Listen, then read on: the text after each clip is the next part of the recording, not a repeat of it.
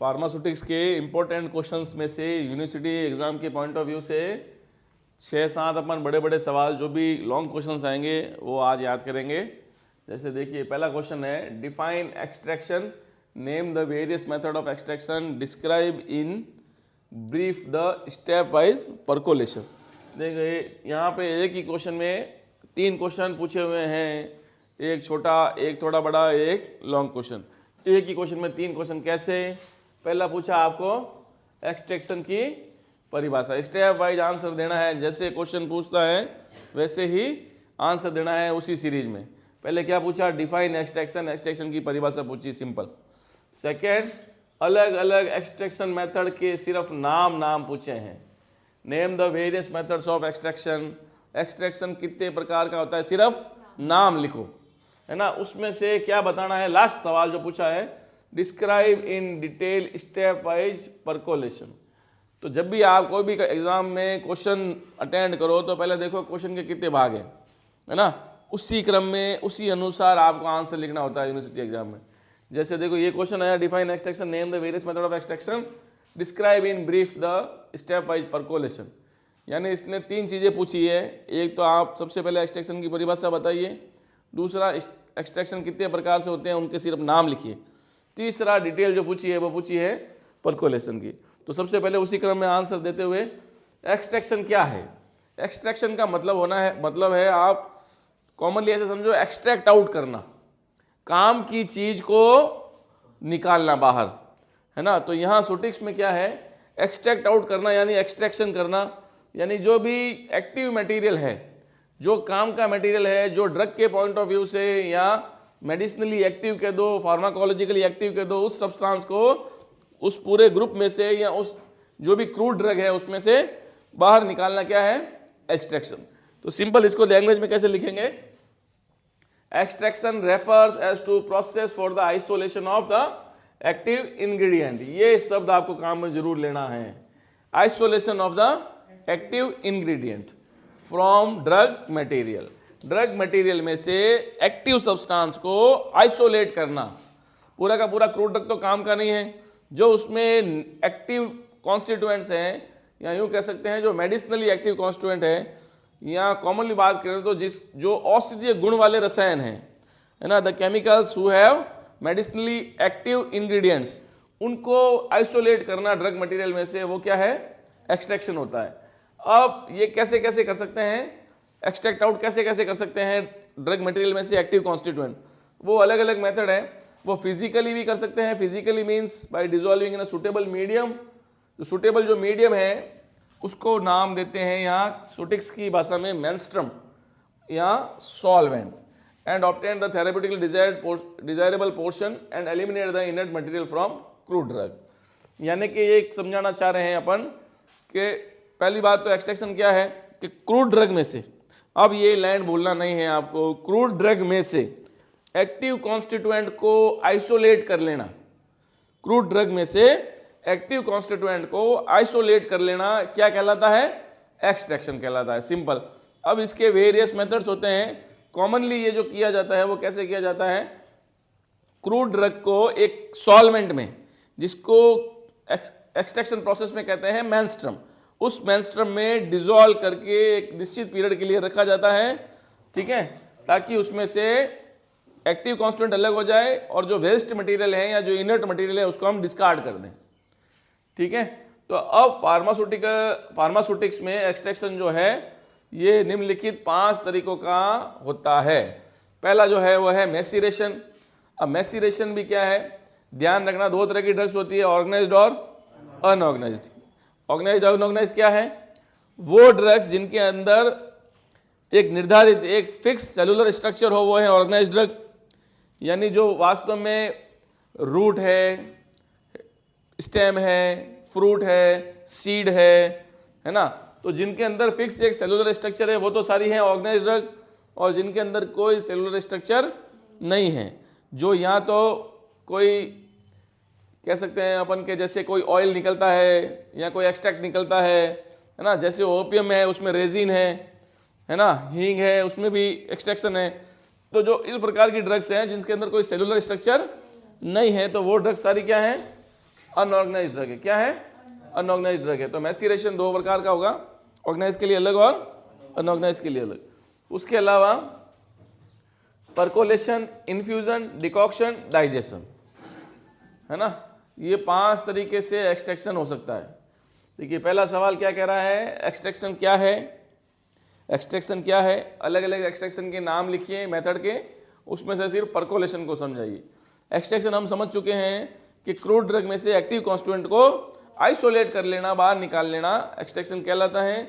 Extraction के लिए एक मेनस्ट्रम या एक फिक्स सॉल्वेंट जरूरी होता है, जिसके अंदर डिप करके जिस क्रूड ड्रग को रखते हैं, उसमें से एक्टिव कॉन्स्टिट्यूएंट अलग होने के बाद उसको तो आइसोलेट करते हैं, इनर्ट मटेरियल को डिस्कार्ड करते हैं या काम का नहीं है उसको फेंक दिया जाता है। और उसके बाद में अब एक्सट्रैक्शन कितने प्रकार का है? तो एक्सट्रैक्शन 5 प्रकार का है। सबसे पहला मैसीरेशन। मैसीरेशन ऑर्गेनाइज्ड ड्रग के लिए अलग से होगा और अनऑर्गेनाइज्ड के लिए अलग से होगा। उसके बाद परकोलेशन, इन्फ्यूजन, डिकॉक्शन, डाइजेशन, है ना। अब बात करेंगे इसके जो क्वेश्चन का जो तीसरा पार्ट है कि परकोलेशन को समझाइए। तो परकोलेशन क्या होता है? देखिए, the drug is packed in a special extraction apparatus termed as percolator. नाम से ही समझ में आना चाहिए, परकोलेशन जिस उपकरण में होगा, है ना, the instrument used for the method of percolation is called as percolator. तो जो इंस्ट्रूमेंट परकोलेशन के लिए यूज हो रहा है वो कहलाएगा परकोलेटर। क्या करना है इसके अंदर? Simple, the drug is packed in special extraction apparatus termed as percolator with the collected extractive called the percolate. हमने पहले एक एक्सट्रैक्टिव बना के रखा है ड्रग में से मोटा मोटा एक्सट्रैक्टिव बना के रखा है जिसका नाम है परकोलेट। उसको परकोलेटर में पैक किया जाता है और निश्चित अंतराल तक उसके अंदर चलता रहता है परकोलेशन का मेथड। देखिए कैसे होता है। Most drug extraction are performed by percolation. कई सारी ड्रग्स का एक्सट्रैक्शन परकोलेशन विधि से किया जाता है। देखिए इसके स्टेप बाय स्टेप इसको समझते चलेंगे। Initially the powder drug is dampened with the menstruum left for 4 hours then packed into a percolator. यानी कि परकोलेटर में पैक करने से पहले, परकोलेटर में ड्रग को एक्सट्रैक्ट आउट करने से पहले, उस ड्रग को जिसका भी हमें एक्सट्रैक्शन करना है उस ड्रग को पाउडर्ड फॉर्म में कन्वर्ट करेंगे। फिर उसको 4 घंटे तक एक जो भी निश्चित मेंस्ट्रुम है या सॉल्वेंट है जिसमें ड्रग एक्सट्रैक्ट आउट होगी उसमें 4 घंटे तक डैम्प करके रख देंगे, भिगो के रख देंगे। फिर उसके बाद और सफिशिएंट, अगर मेंस्ट्रुम कम पड़ गया, सॉल्वेंट कम पड़ गया, तो और सफिशिएंट मेंस्ट्रुम डाल के ड्रग को कवर करके परकोलेटर में पैक करके 24 घंटे तक, कितने घंटे तक? 24 घंटे तक रखा जाता है। कैसे?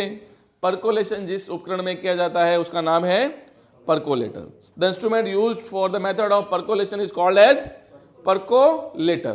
कैसे करते हैं? इसमें कई सारी ड्रग्स का परकोलेशन विधि से एक्सट्रैक्शन कर सकते हैं। परकोलेशन करने में क्या क्या चरणबद्ध स्टेप है या क्या क्या स्टेप वाइज मेथड है? सबसे पहले जिस ड्रग का परकोलेशन करना है ना, उस ड्रग को सबसे फर्स्टली पाउडर किया जाएगा। देन उसको जो भी निश्चित मेंस्ट्रुम है या जो भी डिजायर्ड मेंस्ट्रुम है या डिजायर्ड सॉल्वेंट है उसके साथ 4 घंटे तक डैम्प किया जाएगा, है ना।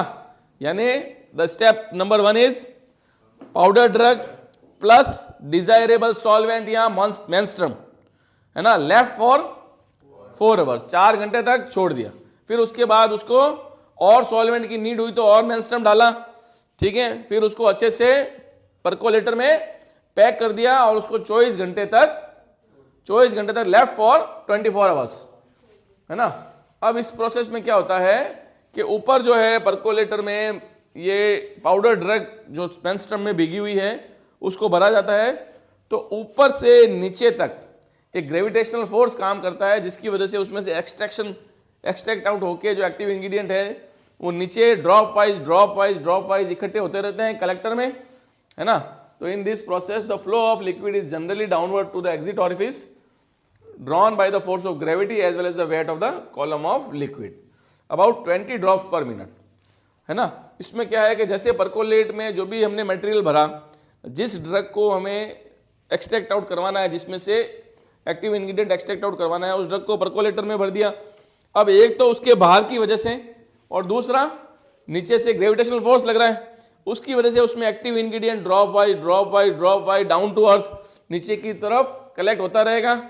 फ्लो कैसा बनना चाहिए 1 मिनट में कम से कम 20 ड्रॉप्स नीचे कलेक्ट होनी चाहिए, ठीक है। In certain specialized percolation additional pressure, अगर मान लो 20 ड्रॉप जो है अगर कलेक्ट नहीं हो रही है, या कोई ऐसी ड्रग है जिसमें ये 20 ड्रॉप्स वाला नहीं सिस्टम नहीं बन रहा है, तो उसके लिए अपन उसके ऊपर और एडिशनल प्रेशर लगा सकते हैं। मान लो ग्रेविटेशनल फोर्स से या उसके वेट का जो लोड है उससे प्रेशर नहीं बन रहा है, एक्सट्रैक्शन जितना हम चाह रहे हैं उस रेट से नहीं हो रहा है, तो उस केस में क्या कर सकते हैं, एडिशनल प्रेशर कॉलम में अपन बना सकते हैं ऊपर से, है ना। या तो अपन ऊपर पॉजिटिव एयर प्रेशर हवा का दबाव बनाएं, या फिर सक्शन करें, नीचे से जो आउटलेट है उस पर सक्शन लगाएं, तो वो जैसे ही सक्शन खींचेगा तो उस पर प्रेशर फील होगा, तो जो लिक्विड है ऊपर से अपवर्ड मूवमेंट से डाउनवर्ड मूवमेंट की तरफ अप टू डाउन मूवमेंट होगा, तो इस तरह से एक्सट्रैक्ट नीचे इकट्ठा होता रहेगा। फाइनली जितना लिक्विड कलेक्ट करना था कर लिया, अब जो पीछे बचा उसको बोलते हैं मार्क। उस मार्क को प्रेस किया, और मेनस्ट्रम की जरूरत थी तो और मेनस्ट्रम डाल दिया और उसको प्रेस किया, स्पेसिफाइड वॉल्यूम बनाया, देन द होल, अब जो भी लिक्विड इकट्ठा हुआ उसके ऊपर से जो भी कचरा था उसको हटाया, the whole liquid is clarified. Percolation होना, जो छोटे स्केल पे जो परकोलेशन है वो परकोलेटर्स में कर सकते हैं, जो ग्लास परकोलेटर्स होते हैं जो लैब में अपन देखते हैं, जबकि लार्ज स्केल पे या इंडस्ट्रियल स्केल पे स्टेनलेस स्टील या ग्लास लिंक्ड मेटल वेसल में किया जाता है। इस तरह ये एक क्वेश्चन कंप्लीट हुआ। वापस देखेंगे एक बार इस क्वेश्चन को। देखिए क्वेश्चन में क्या पूछा है, डिफाइन एक्सट्रैक्शन, एक्सट्रैक्शन क्या है ये इसकी परिभाषा दीजिए। Name the various methods of extraction, extraction कितने प्रकार के हैं उनके नाम लिखिए। तीसरा, describe in brief stepwise percolation, percolation विधि को चरणबद्ध तरीके से स्टेप वाइज तरीके से एक्सप्लेन कीजिए, है ना। तो जैसे पूछा है उसी सीरीज में आंसर देना है। सबसे पहले परिभाषा, एक्सट्रैक्शन की परिभाषा में आपको बार बार कह रहा हूं, आपको ये चीज याद रखनी है, it is the isolation of the active ingredient from drug material. Extraction वह प्रक्रिया है जिसमें ड्रग मटेरियल में से एक्टिव इंग्रेडिएंट्स को, जो मेडिसिनली एक्टिव हैं, जो फार्माकोलॉजिकली एक्टिव हैं, उन इंग्रेडिएंट्स को जब ड्रग मटेरियल में से अलग किया जाए, तो जिस विधि के द्वारा ये अलग किया जाएगा वो विधि क्या कहलाएगी, एक्सट्रैक्शन कहलाएगी। क्या कहलाएगी, एक्सट्रैक्शन कहलाएगी। अब ये क्या होता है, नॉर्मली जो ये किया जाता है फिजिकल मीन से, उसमें क्या करते हैं, ड्रग को सुटेबल सॉल्वेंट, जिसको मेनस्ट्रम कहा जाता है, एक्सट्रैक्शन विधि में क्या कहा जाता है, मेनस्ट्रम कहा जाता है, तो उसको मेनस्ट्रम में डिप करके या मेनस्ट्रम में भिगो के रखते हैं, ताकि उसमें से ताकि वो एक्टिव इंग्रेडिएंट्स को एक्सट्रैक्ट आउट करने में मदद करे। अब एक्सट्रैक्शन के कई सारे मेथड हैं, है ना, उसके नाम लिखने हैं। सेकंड क्वेश्चन के सेकंड भाग में पूछा है name the various method of extraction, तो ये नाम लिखने हैं। नाम देखो आप, सबसे पहला नाम है मैसीरेशन, मैसीरेशन ऑर्गेनाइज्ड ड्रग के लिए अलग तरीके से, अनऑर्गेनाइज्ड के लिए अलग तरीके से। उसके बाद percolation, infusion, decoction and digestion, है ना। अब परकोलेशन क्या होता है, देखो परकोलेशन जिस उपकरण में the instrument which is used for the method of percolation, it is called as percolator. वह उपकरण जो परकोलेशन में काम आएगा वो परकोलेटर कहलाएगा, है ना। इसमें जो मटेरियल अपन एक्सट्रैक्ट आउट करेंगे वो कहलाएगा परकोलेट, ठीक है। और कई सारी दवाइयों का, कई सारे ड्रग्स का एक्सट्रैक्शन परकोलेशन मेथड से कर सकते हैं, या कई सारे यूं बोल सकते हैं कि कई सारे ड्रग्स के लिए परकोलेशन विधि उत्तम है ना। It is the process of choice for most drugs, है ना। कई सारे ड्रग्स के लिए ये चॉइस ऑफ मेथड है।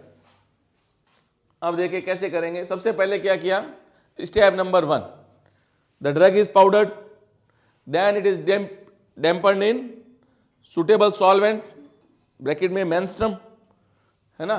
फिर after that sufficient quantity of menstruum is added, if desired, अगर और डिजायर्ड है तो और मेनस्ट्रम डाल दिया। देन आफ्टर दिस, उस पूरे जो परकोलेट बना, जो पूरा चीज बनी, वो जो ड्रग प्लस सॉल्वेंट बना, ड्रग प्लस मेनस्ट्रम बना, उस पूरे जो पाउडर ड्रग प्लस मेनस्ट्रम बना, उसको पूरे को परकोलेटर में पैक किया, 24 घंटे के लिए छोड़ दिया। अब उसमें क्या है, परकोलेटर में ऊपर की तरफ ये पाउडर ड्रग भरा जाता है तो ग्रेविटेशन की वजह से, किसकी वजह से? ग्रेविटेशन की वजह से, और उस सब जो भी मटेरियल भरा उसके वेट की वजह से उसमें से जो एक्सट्रैक्ट होगा वो डाउनवर्ड मूवमेंट्स करेगा और जो आउटलेट ऑरिफिस है उसमें से बाहर निकलेगा। अब ध्यान क्या रखना है कि कम से कम इतना फ्लो होना चाहिए कि 1 मिनट में 20 ड्रॉप आनी चाहिए। अगर ये आराम से चीज ये हो रही है, 1 मिनट में 20 ड्रॉप नीचे एक्सट्रैक्ट आउट हो रही है तो ठीक है। अगर नहीं होती है तो अपन एक्स्ट्रा प्रेशर इसके ऊपर लगा सकते हैं, इसके ऊपर एक्स्ट्रा प्रेशर लगा सकते हैं। कैसे लगाएंगे? या तो ऊपर लगाएंगे पॉजिटिव एयर प्रेशर, है ना, additional pressure on the column, है ना, is exerted with positive air pressure at the inlet and suction लगा सकते हैं आउटलेट पे। यहां तो जहां ऊपर भरा है उसके ऊपर पॉजिटिव एयर प्रेशर, नहीं तो जहां नीचे जहां से वो आउटलेट हो रहा है वहां पे सक्शन करेंगे तो भी क्या होगा? लिक्विड का फ्लो जल्दी जल्दी होने लग जाएगा। फाइनली जितना कलेक्ट करना था लिक्विड कलेक्ट कर लिया, जो पीछे बचा वो कहलाया मार्क, उसको प्रेस किया और मेनस्ट्रम की जरूरत थी और मेनस्ट्रम डाल दिया, ठीक है ना। अब जो भी होल लिक्विड आया उसको क्लैरिफाई कर लिया अगर कोई कचरा वगैरह गिर गया है तो। अब परकोलेशन जो है स्मॉल स्केल पर परकोलेटर में करते हैं, ग्लास परकोलेटर में, और लार्ज स्केल या इंडस्ट्रियल स्केल पे स्टेनलेस स्टील या ग्लास लाइंड मेटल वेसल में किया जाता है। इस प्रकार आपके ये एक क्वेश्चन पहला क्लियर। नेक्स्ट क्वेश्चन है write any 5 salient features of 8th edition of Indian pharmacopoeia. Indian pharmacopoeia का जो 8वां एडिशन है उसके 5 सैलिएंट फीचर्स का एक्सप्लेनेशन दीजिए, है ना। तो देखो इस क्वेश्चन को स्टार्ट करने में सबसे पहले तो जैसे अपन ने सीधा स्टार्ट कर दिया यहाँ, सबसे पहले आप इंडियन फार्माकोपिया या सिर्फ फार्माकोपिया की परिभाषा दीजिए, है ना। जैसे फार्माकोपिया 2 शब्द से बना है ना, पता है ना सबको। तो इस तरह से पहले परिभाषा, पहले फार्माकोपिया की डेफिनेशन होगी, उसके बाद आएंगे ये 5 इसके सैलिएंट फीचर्स, है ना। आईपी यानी Indian pharmacopoeia is published in continuing pursuit of the mission of APC to improve the health of the people through ensuring the quality, safety and efficacy of medicines. IP जो है वो हर साल कहते हैं कि हर साल उसका जो एडिशन आता है उसमें कुछ ना कुछ इंप्रूवमेंट किया जाता है ताकि जो भी chemicals as a medicine use हो रहे हैं उनकी क्वालिटी अच्छी बनी रहे, उनकी सेफ्टी अच्छी बनी रहे, वो अच्छी एफिशिएंट मेडिसिन बने। तो इस तरह से ये सारा जो काम है improve the health of the people के लिए किया जा रहा है। इंप्रूव द, पहला पॉइंट हो गया, improve the health of the people, है ना। दूसरा, IP contains procedures for analysis and specification for the determination of quality of pharmaceutical substance. जो भी फार्मास्यूटिकल सब्सटेंस इंडस्ट्री में या कहीं और दूसरी जगह पे काम आएंगे तो वो प्योर है या नहीं है, उनमें डिजायर्ड लेवल की प्योरिटी है या नहीं है, उसके लिए इंडियन फार्माकोपिया में एनालिसिस के लिए क्या दिए हैं? प्रोसीजर दिए हैं एनालिसिस के लिए। तो क्या है आईपी, क्या कंटेन करता है? Procedures for analysis. दूसरा, प्रोसीजर्स फॉर एनालिसिस मतलब कसौटी पे कसना, एनालाइज करना। तो जो भी केमिकल एज ए मेडिसिन या एज अ फार्मास्यूटिक्स में कहीं ना कहीं यूज होंगे तो वो डिजायर्ड टाइप की या डिजायर्ड लेवल की क्वालिटी मेंटेन करते हैं या नहीं करते हैं, उसके एनालिसिस के लिए फार्माकोपिया में प्रोसीजर्स दिए गए हैं। तीसरा, general chapter on volumetric glassware conductivity dissolution test, यानी कि general chapter on volumetric glassware conductivity dissolution test, disintegration test, dimension of hard gelatin capsule, और भी कई तरह के जो भी एनालिटिकल प्रोसीजर्स हैं जो दवाइयों के अलावा जो भी ग्लासवेयर्स, मेथड्स, इंस्ट्रूमेंट्स जो भी सारे हैं वो भी, उनकी भी पूरी की पूरी वॉल्यूमेट्रिक एनालिसिस का सब वर्णन इंडियन फार्माकोपिया में है। चौथा, IP has been extended to include products of देखो फार्मास्यूटिक्स के अलावा biotechnology, indigenous herbs, herbal products, veterinary vaccines, in additional anti retroviral drugs and formulations, इन सब का भी फिक्स डोज कॉम्बिनेशन, इन सब की डिटेल, इन सब का एक एक चीज एनालिसिस वगैरह भी फार्माकोपिया में मेंशन है। तो फार्मास्यूटिक्स या फार्मास्यूटिकल्स के अलावा veterinary, biotechnology, herbal products, indigenous products, इन सब की डिटेल भी इंडियन फार्माकोपिया अपने साथ कंटेन करता है। तो ये चौथा फीचर हो गया। पांचवा लास्ट फीचर, आईपी के अंदर 170 केमिकल मोनोग्राफ हैं, 15 हर्बल मोनोग्राफ हैं, 10 ब्लड और ब्लड से रिलेटेड प्रोडक्ट के मोनोग्राफ हैं, 6 बायोटेक्नोलॉजिकल प्रोडक्ट्स के मोनोग्राफ हैं और 3 फार्मास्यूटिकल्स मोनोग्राफ हैं, 2 वैक्सीन्स के एंड इम्यून सीरा मोनोग्राफ और 14 हैं veterinarian and non biological product monograph. तो इतने 5 फीचर हो गए।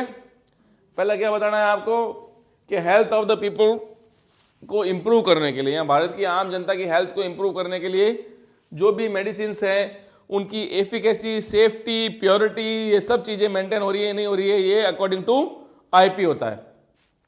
दूसरा प्रोसीजर्स फॉर एनालिसिस है उसके अंदर। तीसरा वॉल्यूमेट्रिक ग्लासवेयर, जनरल चैप्टर सारे के सारे, कंडक्टिविटी, डिसोल्यूशन, ये सारे आईपी में लिखे हुए हैं। चौथा फार्मास्यूटिकल्स के अलावा बायोटेक्नोलॉजिकल्स प्रोडक्ट के, बायोटेक्नोलॉजी के जो भी प्रोडक्ट हैं, इंडिजिनस हर्ब्स जो है, herbal product, veterinary vaccine, ART drugs और commonly use fix dose combination, इन सब की डिटेल भी आईपी के अंदर मेंशन है। चौथा ये हो गया।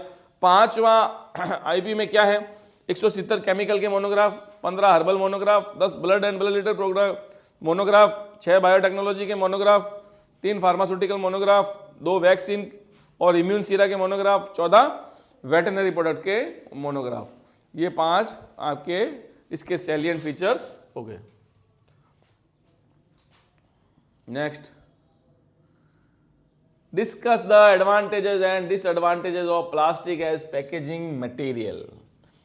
देखिए फार्मास्यूटिक्स में क्या है कि पैकेजिंग अपना बहुत ज़्यादा महत्व रखता है। क्यों? अच्छे से ड्रग पैकिंग होगी, अच्छे से प्रोडक्ट पैक होगा तो वो इंडिया के रिमोट एरिया में सेफली पहुंच पाएगा, वहाँ की आम जनता को फ़ायदा मिल पाएगा। अगर पैकिंग सही नहीं होगी तो प्रोडक्ट कितना अच्छा बना हो, वो लास्ट तक, जो पंक्ति में लास्ट व्यक्ति खड़ा है वहाँ तक पहुँचते पहुँचते उसकी क्वालिटी ख़राब हो ही जाएगी। तो पैकेजिंग का बहुत बड़ा महत्व है। उसमें क्वेश्चन अपना ये पूछ रहा है कि discuss the advantage and disadvantage of plastic as packaging material. कि अलग अलग तरह के जो पैकेजिंग मटेरियल हैं उसमें से प्लास्टिक का महत्व और हानियां, एडवांटेज एंड डिसएडवांटेज बताइए। तो प्लास्टिक एडवांटेज, सबसे पहले एडवांटेज लेंगे। Advantages of plastic as packaging material in pharmaceutical industry. सबसे पहला जो पैकेजिंग मटेरियल का एडवांटेज है एज अ प्लास्टिक, कि प्लास्टिक जो है वो क्या होता है, लाइट वेट। तो जितना लाइट वेट होगा उतना गाड़ी में माल ज्यादा लोड होगा, उतना ज्यादा संख्या में ट्रांसपोर्ट ड्रग्स का या प्रोडक्ट्स का हो पाएगा। तो लाइट वेट होने की वजह से plastic is light weight which reduce transportation cost. Transportation की कॉस्ट घटेगी, ट्रांसपोर्टेशन की कॉस्ट घटेगी तो ऑल ओवर जो फाइनल प्रोडक्ट है उसकी कॉस्ट घटेगी, तो आम जनता के पहुंच में प्रोडक्ट रहेगा।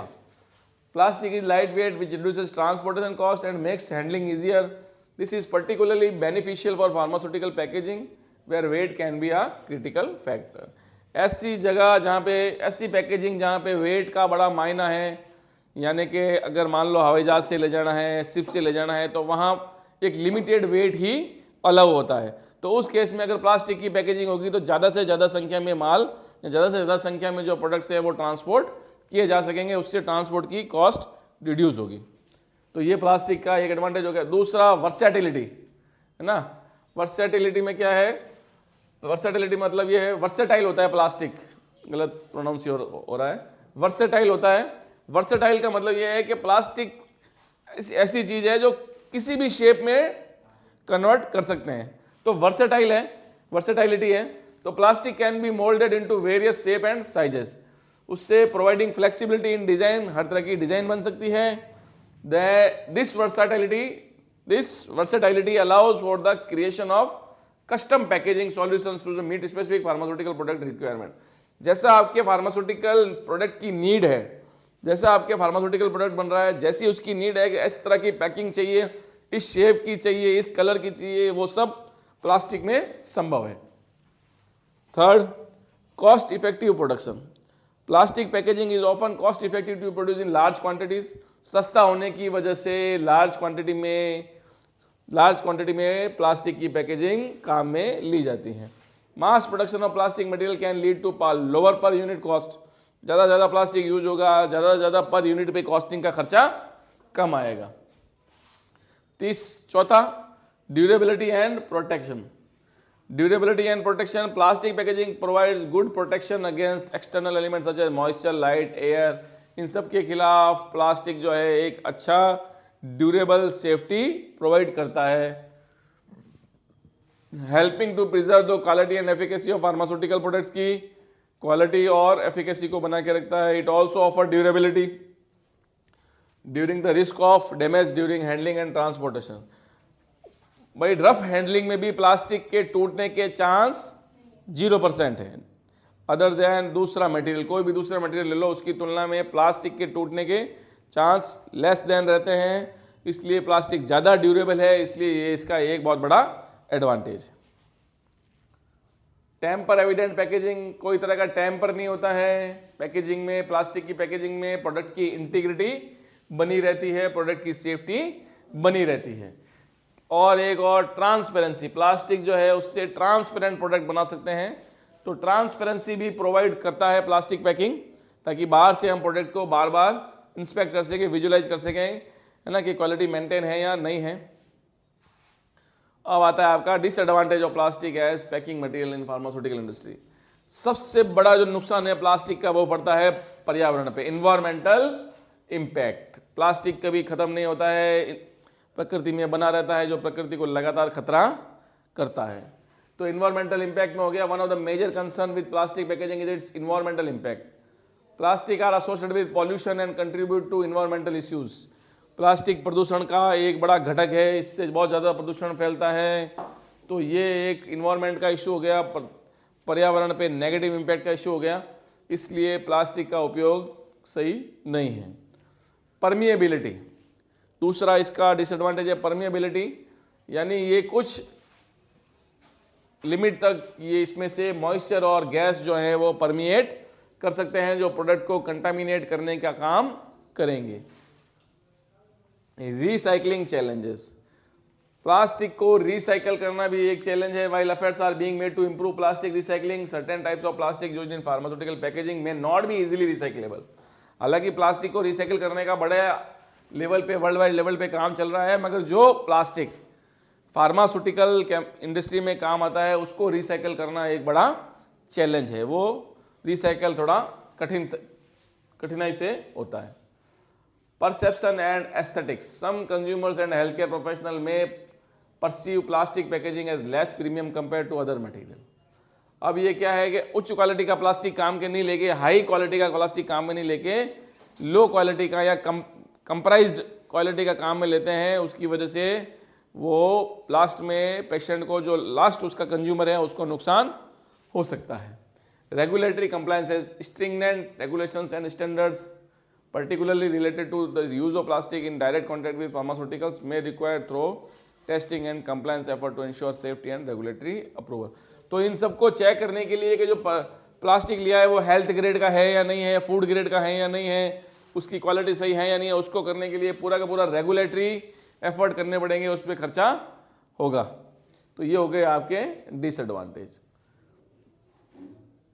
अब महत्वपूर्ण सवाल एक और most important question pharmaceutics exam के पॉइंट ऑफ व्यू से, कि what are pharmaceutical aids, name the various type of pharmaceutical aids with example. इसमें भी देखिए, जैसे मैं बार बार कह रहा हूँ, क्वेश्चनों में एक क्वेश्चन है, क्वेश्चन को तोड़ के आंसर लिखिए आप। पहला क्वेश्चन हो गया ये कि फार्मास्यूटिकल एड की परिभाषा पूछी है, कहीं डेफिनेशन नहीं पूछा है, मगर व्हाट आर फार्मास्यूटिकल एड्स, यानी कि फार्मास्यूटिकल एड्स क्या है, परिभाषित कीजिए।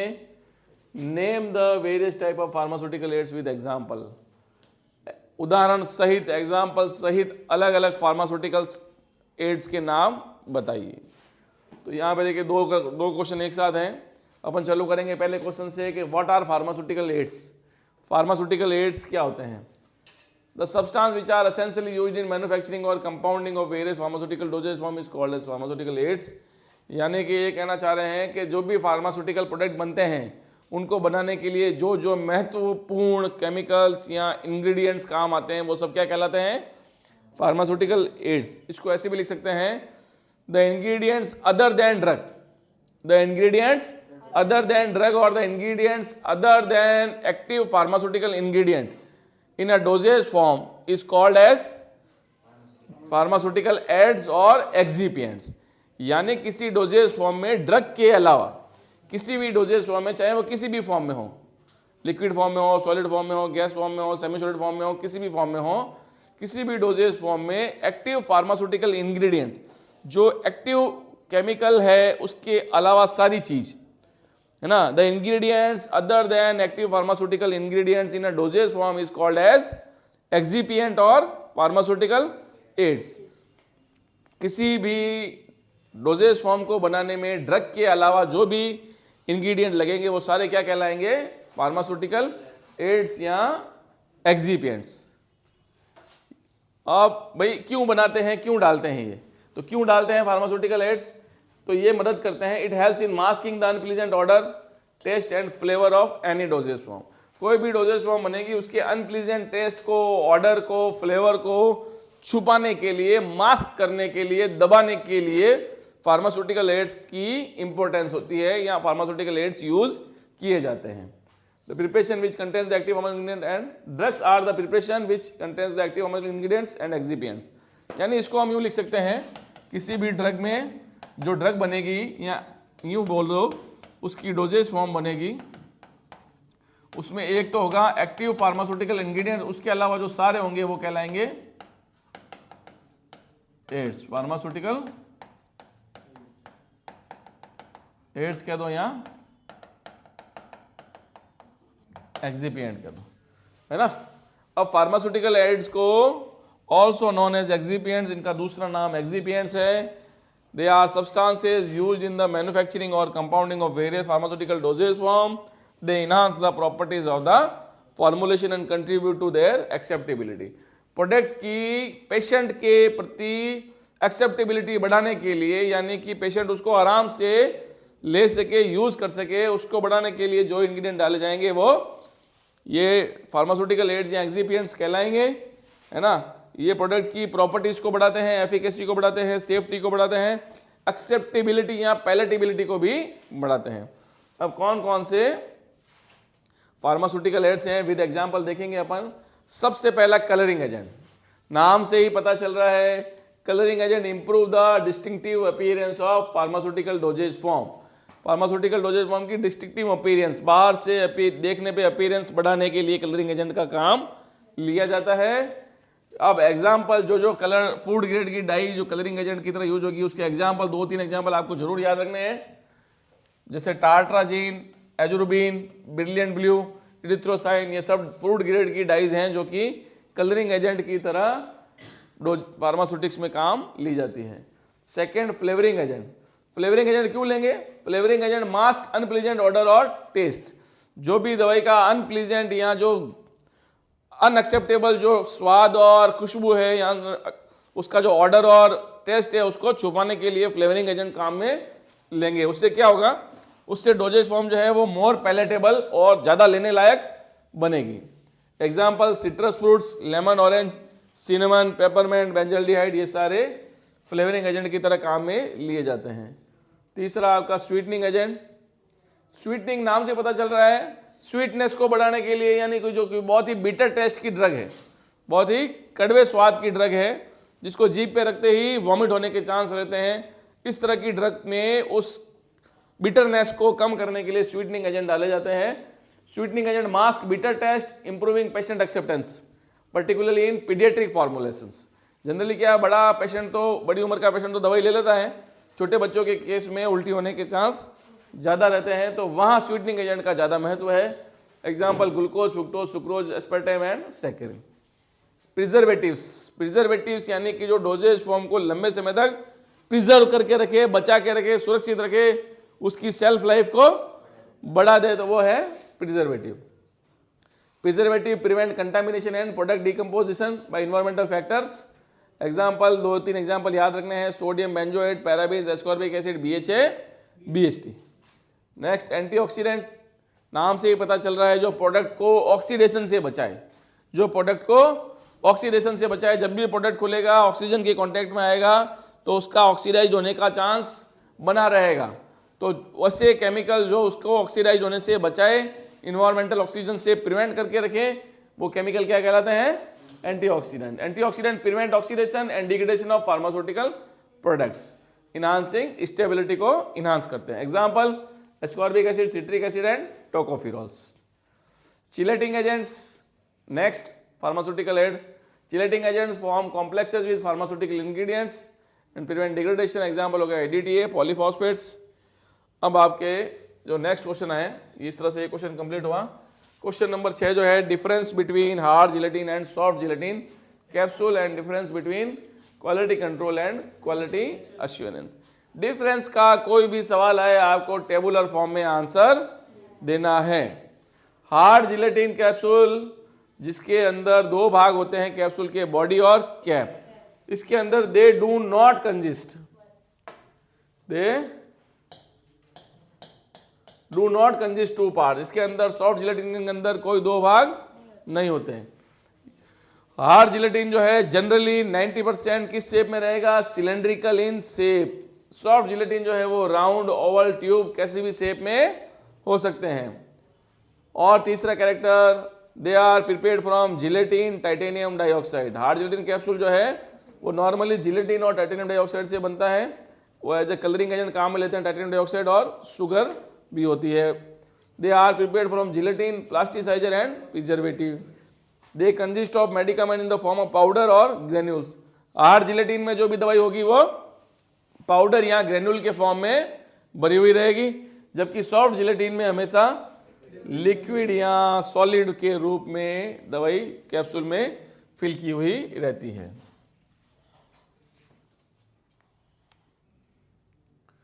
Next question, right in short the various activities of pharmaceutical manufacturing plant. यानी फार्मास्यूटिकल का मैन्युफैक्चरिंग का जो भी प्लांट है, कहीं भी प्लांट है, उसके अंदर अलग अलग कितने डिपार्टमेंट बने रहते हैं उसके बारे में बताइए। सबसे पहले आपको देखो नाम जरूर पता होनी चाहिए कि कोई भी फार्मास्यूटिकल प्लांट में कितनी तरह के डिपार्टमेंट अलग अलग तरीके के होते हैं।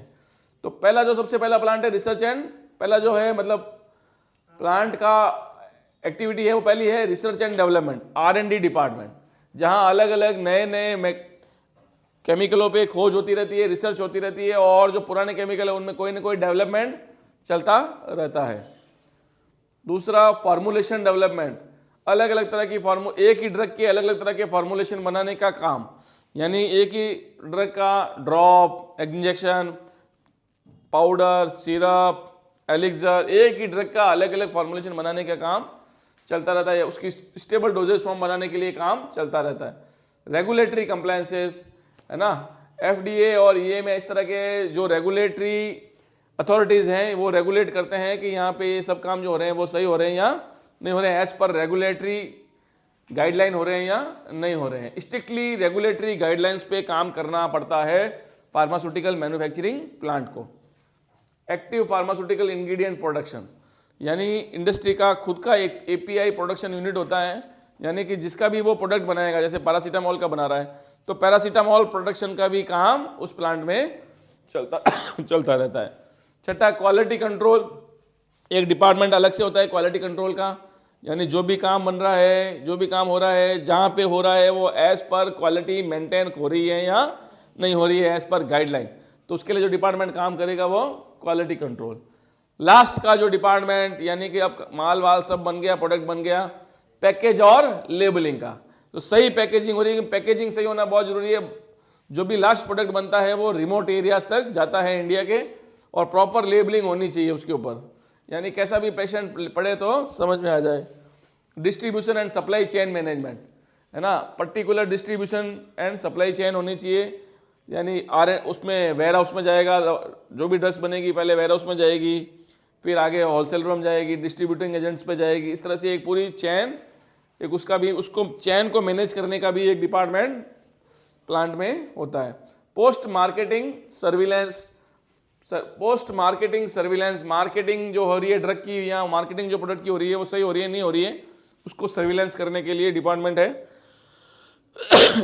लास्ट है इन्वायरमेंट एंड सेफ्टी कंप्लायंसेस, यानी कि वहाँ जो भी लेबर काम कर रही है, जो भी प्रोडक्ट जिस भी एरिया में है वहाँ पे इन्वायरमेंट को तो कोई खतरा उसकी वजह से नहीं है, और जो लेबर काम कर रही है, जो टेक्नीशियन काम कर रहे हैं, जो साइंटिस्ट काम कर रहे हैं, जो केमिस्ट काम कर रहे हैं, उनकी सेफ्टी पूरी तरह से प्रॉपर तरीके से है या नहीं है एज पर रेगुलेशंस, तो उसके लिए जो डिपार्टमेंट काम करता है वो इन्वायरमेंट एंड सेफ्टी कंप्लायंसेस, है ना। इस प्रकार ये इंपॉर्टेंट क्वेश्चंस हैं, ठीक है। तो नेक्स्ट क्लास में